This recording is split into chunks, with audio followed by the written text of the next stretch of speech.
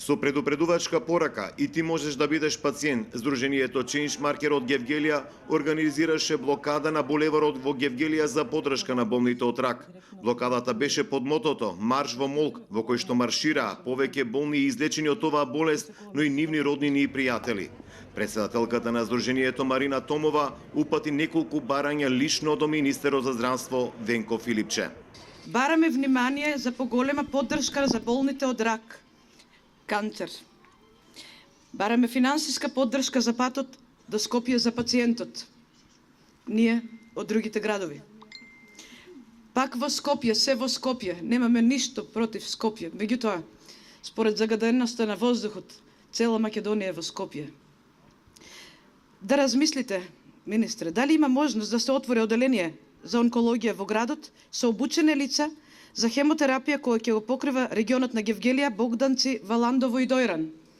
На присутните во маршот во молк во Гевгелија се обрати и повеќе излечени пациенти од канцер. Побараа да се формира здружение за да можат да се намалат голготите на нивните најблиски, но и пријатели кои што се лекуваат на клиниката за онкологија во Скопје.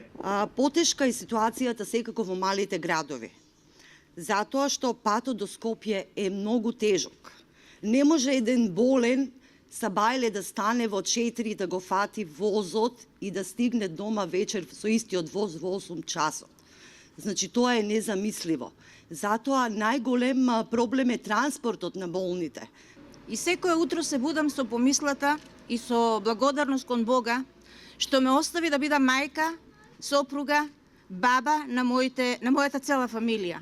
Значи животот е убав, патеката е тешка што се поминува, но вреди да се живее. Едно од целите на маршот во молк во Гевгелија е формирање здружение кое ќе работи на исполнување на потребите и барањата на пациентите со канцер од Гевгелиско, но и да се откријат причинителите за високиот процент на заболени од оваа болест во регионот. Овој настан не е настан на молк. Вашиот молк има многу голем врисок и многу далеку треба да се слушне.